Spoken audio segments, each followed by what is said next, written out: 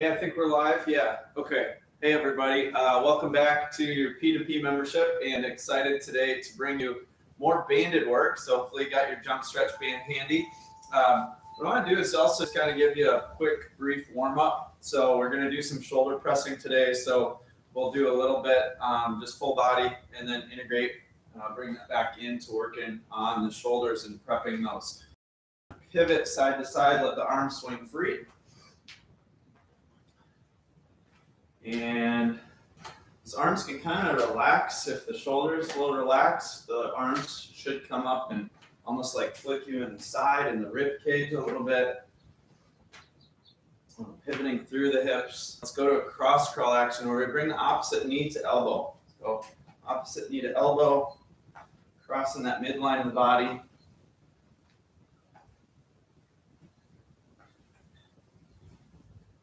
Good, and then from there, a little bit of light bouncing. So we're just gonna bounce on the toes. Really nice. Let's do a little bit with the hands. So really quick closing, gripping, open, close, open, close.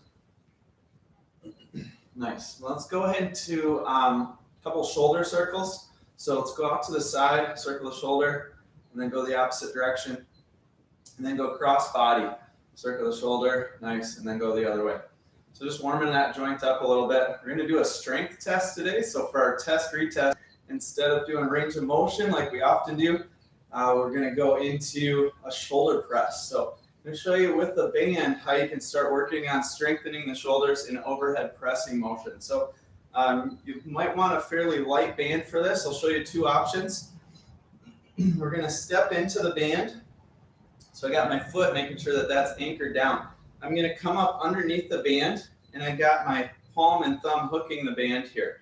From there, if you have the capacity for this, we're going to press all the way up, keeping the elbow kind of in line with this base leg, and then pressing up overhead.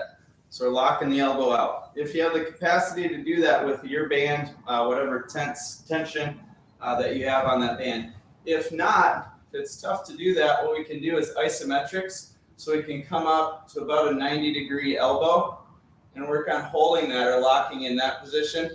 And what you're looking for is, does this get easier or harder as we do the hip circles and the other joint mobility? So up here, press and hold, or we'll go 3 presses on the first side, 3 presses on the second side. So each time that we come back retest, we'll do 3 right, 3 left, and get again a gauge for subjectively, does that get easier, which would mean you're getting stronger, even in a few minutes, or does it get harder? Does your brain kind of put the brakes on, and is it limiting that strength capacity a little bit? So we're going to start out with a front hip circle today. So I want you to hold on to something.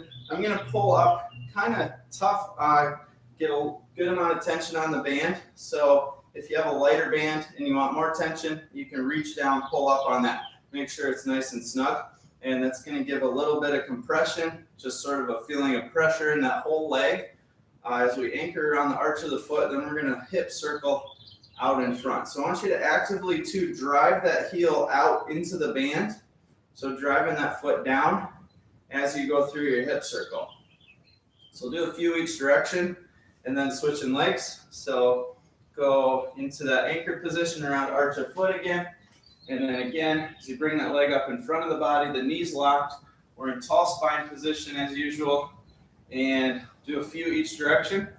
Really reaching out through that heel. So active lengthening into that band, pushing into the pressure a little bit with the heel as you hip circle. Really nice. We're going to come back and retest, right? So shoulder press. Let's see what we got. Make sure you're anchored. Can get some firmness in the abs. A little bit of glute or buttocks activation sometimes helps here too.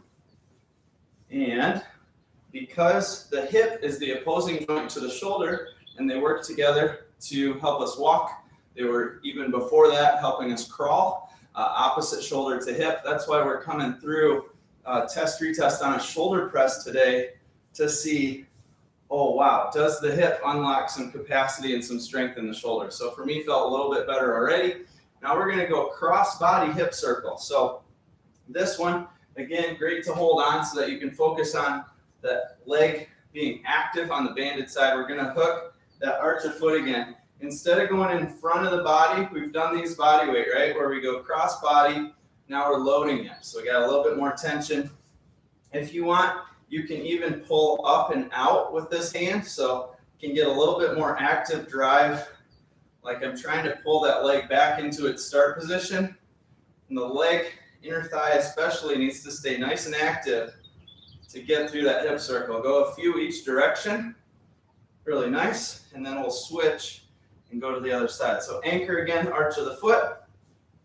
Again, we're going to think tall spine position, tall posture, and a really nice active circling leg where we're pushing that heel down and across. Again, you could pull that hand over to the side a little bit, the anchored hand, and going through some nice hip circles. Good. From a mapping standpoint, this is one for me, maybe for you too, where we don't get the hip and the foot in that position a lot. So it's a little bit chunkier or a little bit harder to control in that position. So those can be great positions that we really want to come back to and get a good brain body map. Improve that mapping. Let's go back to the press. All right, so we're going to hook that thumb again. Stay tall. Little firmness in the glutes, abdomen, and breathing through that press. Good. Same thing on the other side. Go 3 and 3 again. So pressing through. Nice job. And then the last one for today, really working on the hips a lot. We're going to come back and do a hip pendulum. So for this one, a little bit different setup. We're going to hook the foot again. And on this one, we're going to bring the band up and across the thigh to the opposite hip. So I'm going to switch hands, meaning if you need to switch hands that you're holding on with too, that's great.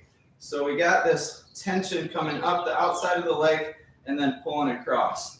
So that hip pendulum, just like body weight, now we got a little more load on the hip and we're going through that nice pendulum action, imagining that lower leg is just swinging right to left. We're using a little momentum here as long as it feels good.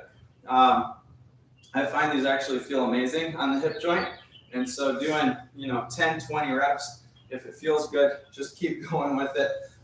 We're thinking about that lower leg being like the hand on a grandfather clock swinging, but not slow like a grandfather clock, actually going a little bit faster with it. So we're going to, again, hook the arch of the foot, come up outside the knee, above the thigh, anchor to that opposite hand, find a spot to hang on, tall posture, and we're going to breathe through that hip pendulum. The foot might be a little lower for you. That's great.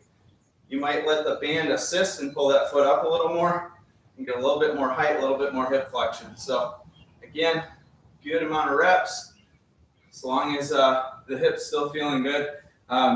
Tend to feel better actually the more reps I do on that one. So we're going back to that shoulder press action again. So anchor under the foot, and we're going to press through really nice. Again, remember, if you're going to that isometric 90-degree, same thing, you're going to get a subjective feel for, did they get easier or harder as we went through from one rep to the next. Maybe you started out, you couldn't get a full press, and now you are. That'd be awesome. Shows, in that case, definitely that you can build strength even in a few minutes of doing some joint mobility. So hopefully you got some good high payoff drills today, and you can mark those down again in your training journal. We're going to keep going at this band work. Really like it from the strengthening effect and getting more information to the brain about what those joints are doing now under load, where previously we weren't using quite as much load. So I'll see you in the next video. Thanks for tuning in.